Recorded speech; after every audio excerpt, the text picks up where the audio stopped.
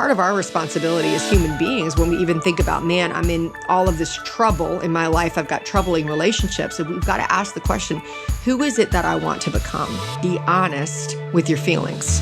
Hey everyone, welcome to the Let's Be Real podcast. I'm your host, Nicole Eunice, and I believe we need all the help we can get when it comes to living a full and free life. Here you'll find honest truth, practical tips, and perspective changes that help you embrace the miracle that is your life. It's an in-process conversation that's going to be unfiltered, and it better be fun. Let's get real together. Hey, you guys, welcome back to the Let's Be Real podcast. I'm Nicole, your host, and I'm super glad to be with you. Today is a solo episode, meaning it's just me and you, and we're going to talk about a couple of things that I hope will be helpful to you, particularly if you are in a long season or a new season of struggling in your family, whether that's your family of origin, meaning the family you grew up in, or the family that you're in now. There's often a lot of turbulence around the way that we handle our family relationships. So we're going to get into that in just a moment. So stay tuned if you're interested in that. I'm going to be pulling from The Miracle Moment, which is the book I wrote last year about healthy communication in relationships. And then we're going to kind of apply that to a family situation. So a little bit, I just want to give you guys an update on what's been going on in my world. It has been a very busy travel season, which has been super awesome. I do not recommend launching a book in a pandemic. So letting The Miracle Moment coming out last May, everything was kind of delayed. We just really couldn't do what we would normally do. We couldn't plan what we would normally plan. And I'm just so grateful to God because a year later, it feels like everything's catching up. So I'm just like traveling everywhere and spreading the message of the book. I was in Iowa for the first time a couple of weeks ago, got to speak to some business leaders there about miracle moments in their leadership.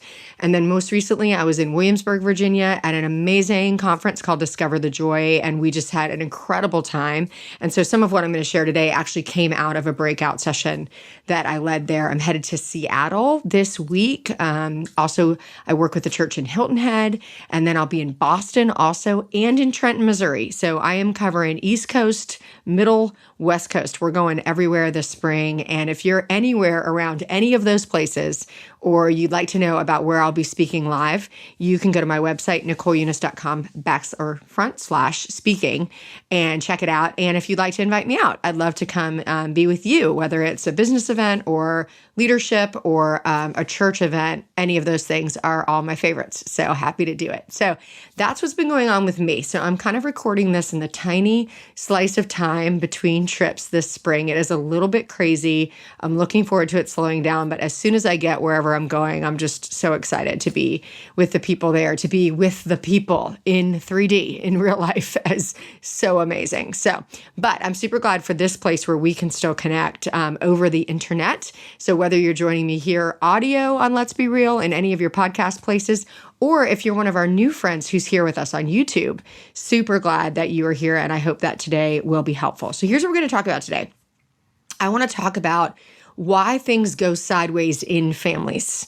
4 things that can be going on when things go sideways in families, and then some of the ways that you can engage. Just a couple of practical tips, pulling these right from the Miracle Moment. So if this is up your alley and what you need right now, you'll find all these resources and sort of things that I'm going to send you to are all in the book, so you can check them out there. But before we get there, I just want to share some of this comes out of my ministry experience in church world.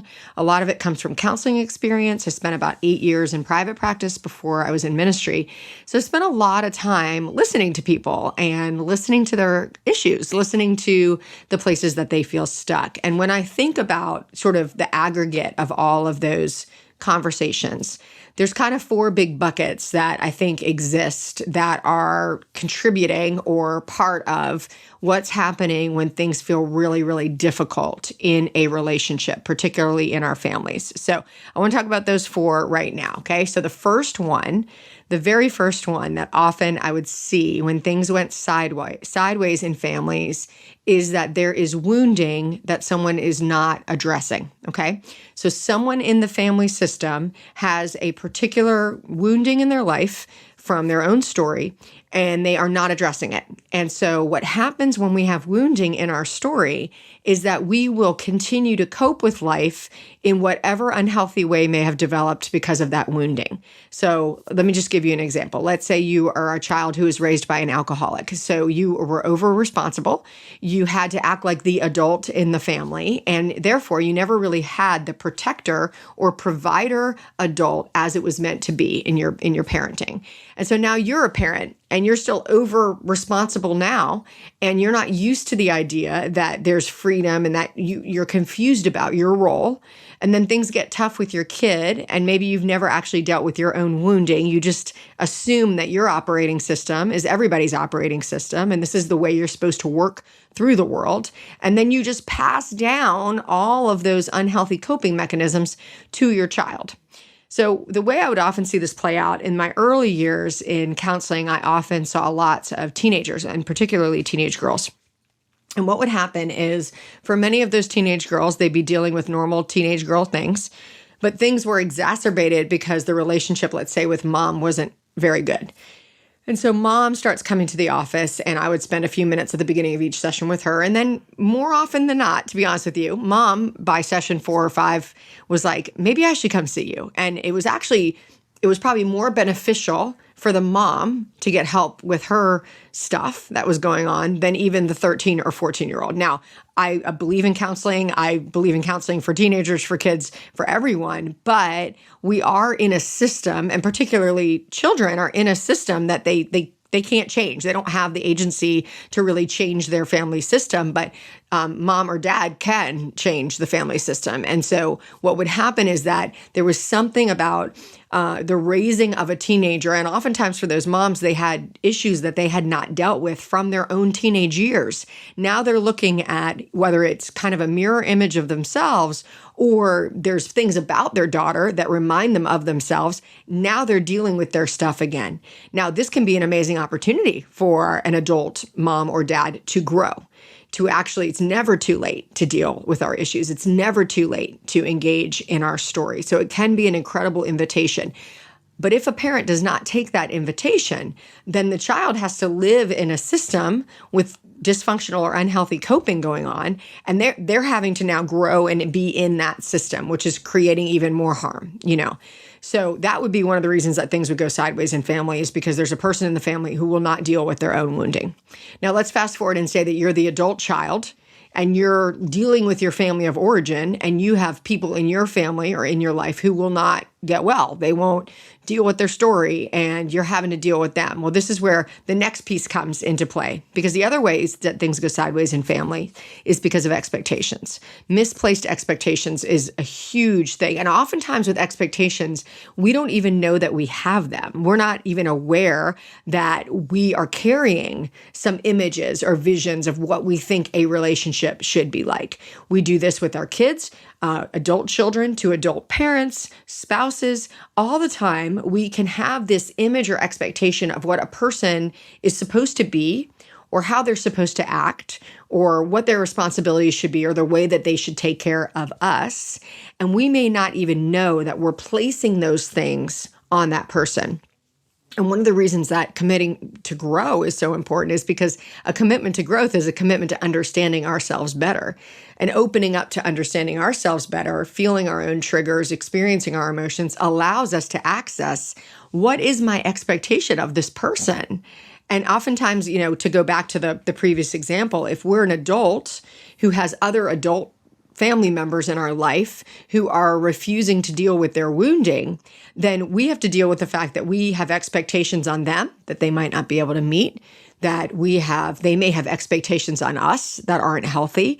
And the more we can start to say, okay, what is it that I actually want or desire out of this relationship? How do I want this person to act? And then when we can bring it into the light, we can then look at it and say, and is this a proper expectation? Is this a realistic expectation? And if it's not, then how do I grieve it? I can grieve the disappointment. I can be sad about the fact that that person can't be that for me, but I can also release it and maybe replace where this person really belongs in my dynamic, right? So I can grieve it when it's here, and if I need to release it, or I can address it. I can say, okay, I want to actually try to create a repair in this relationship. I want to be more honest. I want to be more open. And I'm going to bring these expectations into the light with this other person where we can deal with them. So much tension exists in families because there's expectations that have been placed upon different family members that no one's dealing with. And the only thing you can deal with is yourself. You can't deal with your in-laws' misplaced expectations, but you can at least be aware and know, okay, let me see, is this what this tension is? And what am I going to do here to address this? Which sort of tumbles right into the next way that things go sideways in families is because of misplaced or missing boundaries. And so boundaries is a big conversation. We've done a series on boundaries before in Let's Be Real. So you can go back if you want to go listen to the audio, you can find and go back to that series. It's actually our most popular series we've ever done is around boundaries. And by the way, as you're listening, if you have questions, you can put them in the YouTube comments. You can send them in to hello@NicoleUnice.com. We're going to do a listener episode in just a few. So if you have questions specifically that you want me to address, maybe even coming out of this topic, I'd love to do that. So first, we talked about the idea of wounding that has not been dealt with, wounds in our story that we haven't dealt with. We're not committed to grow. That can cause real problems in families. The second one is expectations. The third one goes right down to that, and that's boundaries. So here's the definition I like of boundaries. Boundaries are the proper and intentional allocation of your resources. Boundaries is not just about your yeses and nos. It manifests itself in a yes and a no. But a lot of people use boundaries to just describe their way of saying no. But that's not, a boundary is actually designed so that you can intentionally and properly allocate your resources. Now think about what your resources are. Your resources are time. Your resource is finances. Your resource is emotional energy, which, by the way, is not infinite. You have a certain amount of emotional energy that you can give to another person or to the people in your life. So we have skills that we can allocate. So you have these things, right? These are the treasures that God has given you. They are not infinite. There's only so much of them. And so boundaries allow you to have those resources, protect those resources, and then allocate them appropriately to the people in your life. Boundaries are not about being selfish. That's another way that I feel like people sort of misuse the idea of boundaries. Boundaries are actually about being able to be in a place where you can give sacrificially when you are intentionally doing so. If you're just giving sacrificially to everyone around you, if you're just allowing people to decide for you how to use your resources, then you're not actually properly allocating what God's given you. You're allowing others to decide how to allocate those things for themselves. So when our boundaries are either we don't have them, or they're being crossed, they're being busted through by a domineering person, that will create passive aggressiveness. It will create resentment. It creates depression, anxiety, physical manifestations, all of these things that happen when our treasure is being misappropriated, whether it's being misappropriated because we don't have healthy and clear boundaries or because someone is sort of violating those boundaries. At the end of the day, it's still our responsibility. The only person responsible for your time, your money, your skills, your emotional energy is you. So if you're finding yourself out of time, out of energy, this is an opportunity to kind of slow down and say, okay, what is going on in my life? And how do I see this season of life? Which takes us to the very, very last reason that things can go sideways in families. Things can go sideways in families because of life. Sometimes things go sideways in families and it has nothing to do with you. It has nothing to do with something that you've done wrong or that you can fix. Now, when life catches up to us and trouble comes to us, we can still focus on 1, 2, and 3 and work on being healthy with our own wounding, our own expectations, and our own boundaries. We can always be working on that, but sometimes life is just really hard and you haven't done anything wrong. Sometimes life is requiring more of you than you have.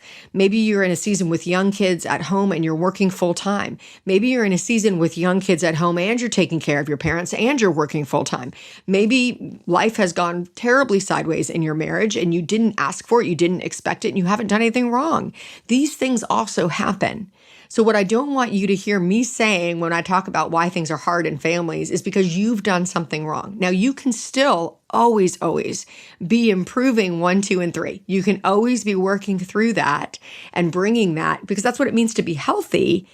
But there's also place and a space in life to say, man, sometimes things go sideways in families because life is really hard. And what your kid's going through or struggling with in an addiction or at school or whatever, it's not because you've done something wrong, but you can focus on 1, 2, and 3. You can always focus on 1, 2, and 3. So things go sideways in our families for lots of reasons. Those are some starting places. And really, when I think about the antidote to these, what does it look like to grow through these or move through these? It really is about those first 3 buckets. What does it look like? And I'm going to give you like a really simple one right here. If I was just going to give you the base level to start with, it would be honest with your feelings. Okay, so for many, many people that I've coached or counseled, actually being honest with themselves about what they want and how they feel is very difficult. And maybe they've never done it before. Maybe you've never been safe to do it before. Maybe it's been disregarded. That's all part of your wounding story. But you're an adult now. If you're listening to this and you're over the age of 16, you have the opportunity now to understand yourself and ask, what is it that I really want? And how do I really feel?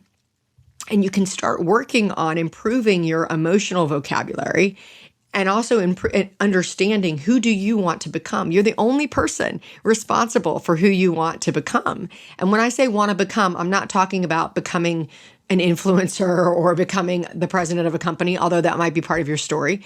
I'm talking about the characteristics of who your character, your personality, who you're becoming, what kind of person you want to be. You see, what stays with us about people is not their positions, it's not their capabilities, it's not their skills, it's their character. What draws us to people, what makes us feel connected as human beings, is the character of others. It's the patience of another. It's the compassion of another. It's the optimism or hope in another. And part of our responsibility as human beings, when we even think about, man, I'm in all of this trouble in my life, I've got troubling relationships, and we've got to ask the question, who is it that I want to become? Do I want to become more open-hearted, more forgiving, more courageous, more authentic? And so we've got something to sort of grow toward that doesn't have to do with just these people, right, in our life. We're growing to become someone. And so when these people in our life get troubling, we can ask, okay, how is this person, what is the opportunity for me to become more compassionate in this situation? What is the opportunity for me to become more courageous? What would it be like for me to become more authentic with this troubling relationship? And then we're going to ask the question, what is it that I really feel? So I print the feelings wheel in the Miracle Moment. It gives you lots of emotional vocabulary to use, because a lot of times we need to use more emotional vocabulary to describe our feelings. And then when we engage in a conflict, we engage in a conversation. And this is lots more about this in the book, but what we can do is begin to separate the facts of an experience with the emotions of an experience. So if I can say to a person, here's the facts of what's happening. Hey, I said that I was not able to do that. What you said back to me was this. The way I experienced that was that it made me feel guilty, like you were trying to make me feel guilty about my decision, and I want to bring that to your attention. That's the way I experienced it. So what I'm not saying is you always make me feel guilty. I'm not telling the other person that it's their responsibility how I feel. I'm able to say, here's what happened, here's what I experienced, and this is the feeling that I had as a result of this experience. I don't know if that's what you meant, but that's what it felt like to me. Now, that's not to say the other person is going to be honest back to you. But again, it's not about the other person. It's about how you're growing. How are you growing in commitment to the person that you want to become? And really the base level beginning of that really is asking that question, who do I want to become? Being able to state what I desire, being able to state how I feel, and then having the maturity to separate the facts of an experience from your emotions of an experience will actually give the ground, create sort of the soil in which connection could happen even in really troubling relationships.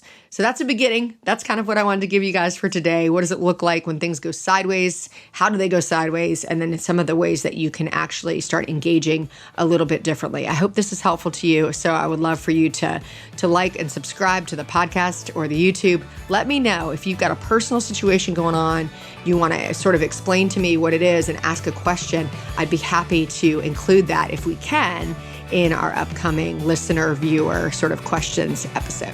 All right, you guys, thanks so much for tuning in. We'll talk with you next week.